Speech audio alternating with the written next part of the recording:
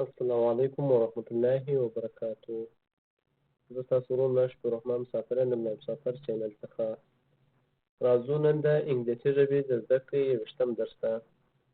شل درس مو ویلي دي، نن یې یویشتم درس وایو. ځو د ویډیو په لور ویډیو شروع کوو. ایټم 21 یویشتمه برخه. ویر از چیرې دی؟ دلته چې هر شی ورسره لیکئ. Where is the stone? هغه ډبره چیرې ده؟ It is under the desk. دغه تر میز لاندې ده. Where is the cup? هغه پیاله چیرې ده؟ It is on table. It is on the table. دغه د میز پر سر ده. Where is the apple? هغه سیب چیرې دی؟ It is beside the orange. هغه د نارنج بغل ته دی، یا دغه د نارنج بغل ته دی. Where is the boy? هغه هلک چیرې دی؟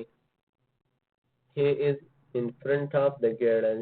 هغه د نجلۍ و مخ ته دی، یا دی د نجلۍ و مخ ته دی. Where is the girl? هغه نجلۍ چیرې ده؟ She is at the bottom of the stairs. دا د زینو په پای یعنې په لاندې برخه کې ده. ایټم 21 یویشتمه برخه. ویړه دا جمع ده. ویړه چیرې دي؟ دلته هر شی ورسره لیکئ. Where are the cups? هغه پیالې چیرې دي؟ They are beside the box. هغه دا بکس و بغل ته دي، یا دوی د بکس و بغل ته دي. Where are the glasses? هغه ګلاسونه چیرې دي؟ They are in the box. هغه دننه په بکس کې دي. Where are the bottles? Where are the bottles? هغه بوتلان چیرې دي؟ They are behind the box. هغه د بکس و شاته دي. Where are the eggs? هغه هګۍ چیرې دي؟ They are in front of the box. هغه د بکس و مخ ته دي. Where are the apples? هغه سیبان چیرې دي؟ They are on the plate. هغه سربیره په پلیټ کې دي. Read voice aloud. په لوړ اواز سره هغه لغتونه چې اس او ټی ولري.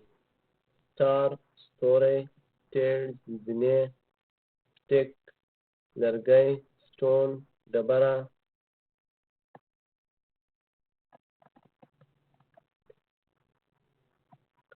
ملګرو زموږ ویډیو تر همدې ځایه پورې وه. که مو چیرې ویډیو خوښ شوې ویډیو درسره لایک کړئ، چینل درسره سبسکرایب کړئ او په څنګ کې د زنګولي علامه کېکاږئ تر څو زموږ هره نوې ویډیو تر تاسو پورې در ورسېږي. ښې چارې تر بیا د خدای په امان.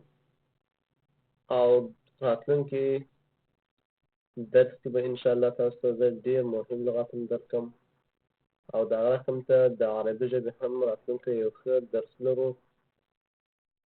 نو له تاسو هیله ده چې زموږ سره پاتې شئ او درسونه درسره تعقیب کړئ.